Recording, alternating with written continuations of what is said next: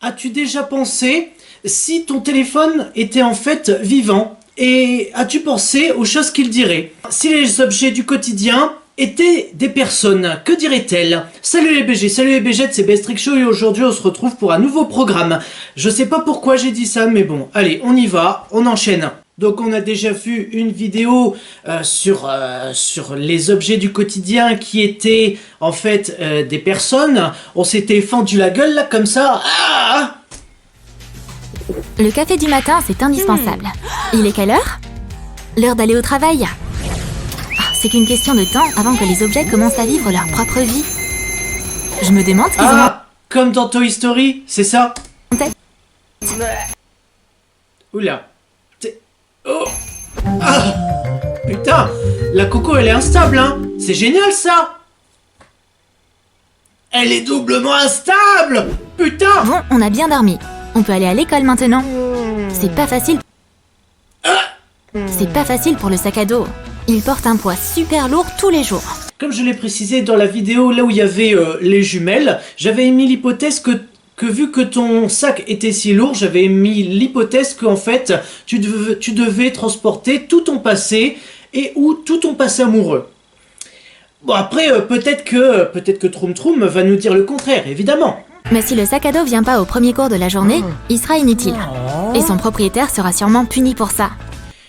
Puni, non. Engueuler, oui. Entre engueuler et punir, ce sont deux définitions différentes. Oh là là, je suis encore en retard. Jack va aussi vite qu'il le peut. Et comme il n'a pas le temps de chercher les bons manuels et les bons cahiers, il jette tout ce qu'il a dans son sac. L'idée est pas mauvaise, mais ça plaît pas du tout au sac à dos. Je suis un sac à dos ou une poubelle? Voilà. Et donc forcément, à force de le remplir là comme ça, à force de le gaver de ses affaires comme une oie, et ben il va finir par exploser, hein. T'aurais pas dû mettre ton sac à dos en colère. Mais Jack a déjà bien trop manqué de respect à son sac.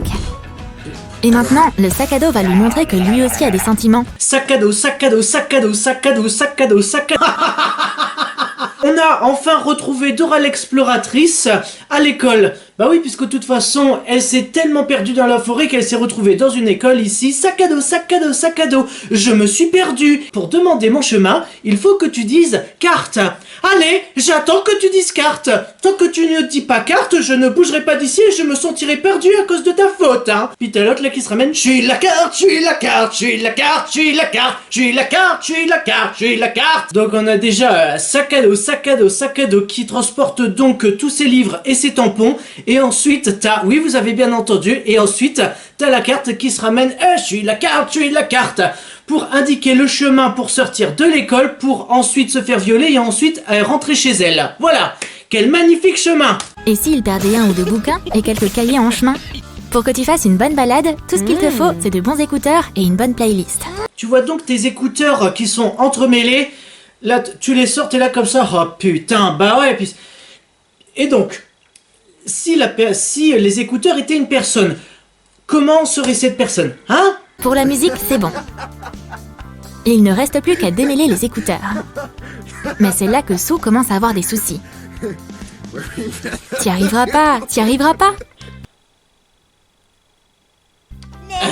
Effectivement, je n'arriverai peut-être pas à finir cette vidéo à cause de la coco qui est instable.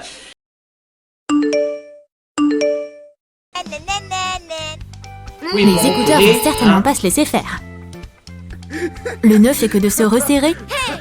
Pourquoi ils sont tout le temps emmêlés? Parce qu'ils Ils sont vont pas frères et dire leur frères. secret aussi facilement. Ils sont inséparables. Sue est à bout de patience. Alors, elle trouve une autre solution à son problème. Des écouteurs sans fil, ça s'en mêlera jamais. Et en plus, ils sont vachement plus sympas. Oui, mais sauf que le problème des sans-fil, c'est que si t'en perds un, t'es niqué. Hey, propriétaire! Et nous alors? Eh oh, Propriétaire. t'es fâché? Non. Une tasse de café, c'est le meilleur moyen de commencer la journée. Tu te réveilles, t'es là comme ça, comme un zombie. T'arrives dans la cuisine, tu te fais ton petit café. Hop, c'est bon. Je suis prêt à partir au travail pour aller étudier les 3% du marché. C'est pourquoi Kylie va à sa machine à café dès qu'elle se réveille. Cette odeur revigorante. Kylie ne sait pas qui est derrière la fabrication de sa boisson préférée. Bah, une machine. Elle ne sait pas effectivement que c'est Skynet. Et pour tous ceux qui savent ce qu'est Skynet, bah je peux vous dire que là on sera vachement bien. Il y a toute une équipe d'experts en matière de café qui participe au processus. Oui. Attention tout le monde! On a une commande urgente, c'est un expresso! Le client est roi. La boisson doit être parfaite.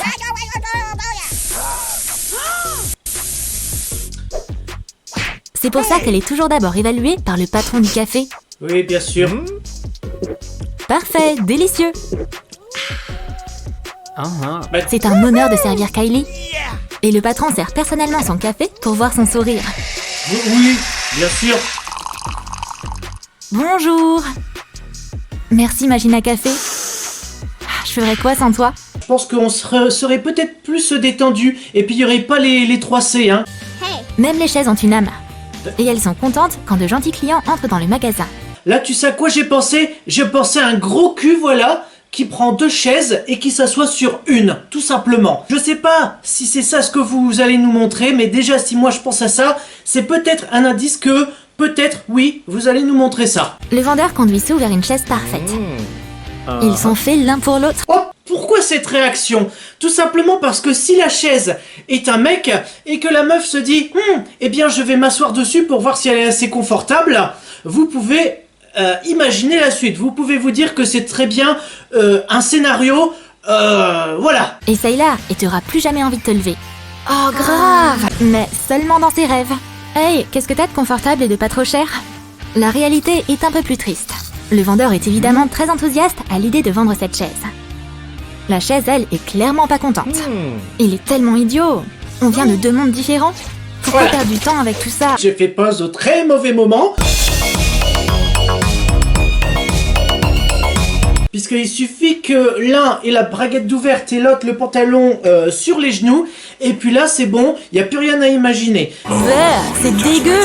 Un mec sur un autre mec qui fait un rebondissement, je suis désolé, mais là, il n'y a vraiment plus rien à imaginer, hein. Mais non, l'acheteur est déterminé. Et veut même pas se faire livrer.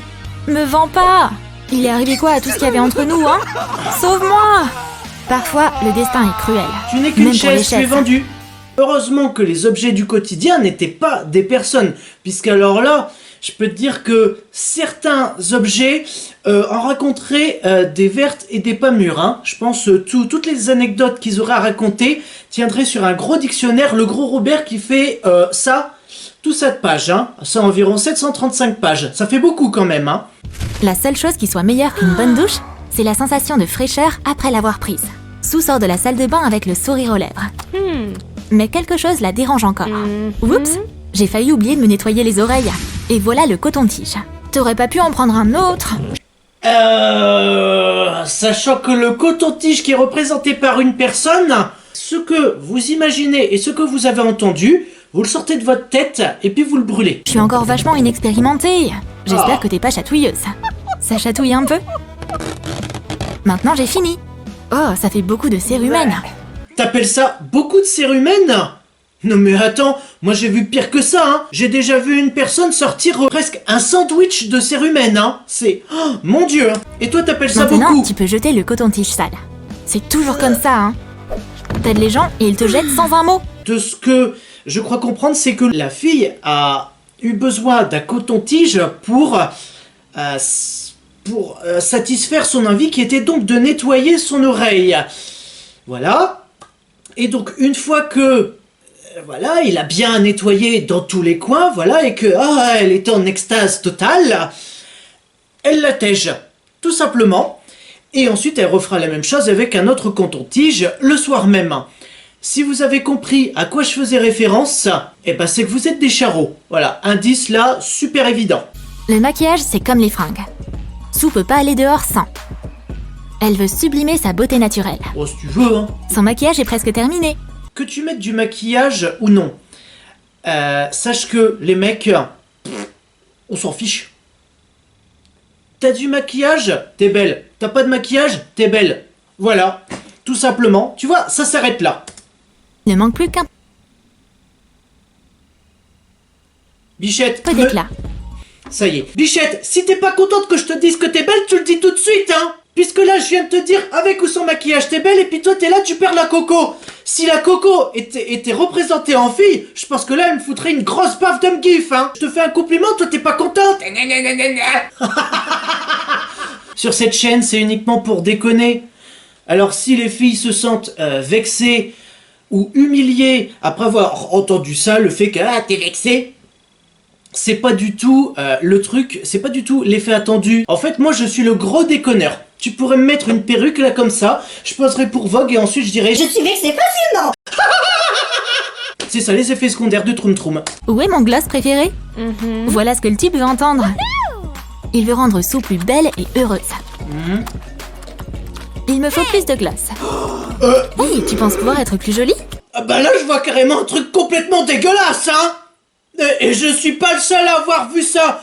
T'es dégueulasse. Mais franchement, mais t'es horriblement dégueulasse de montrer ça. Le doux pinceau est fait à partir de matériaux naturels.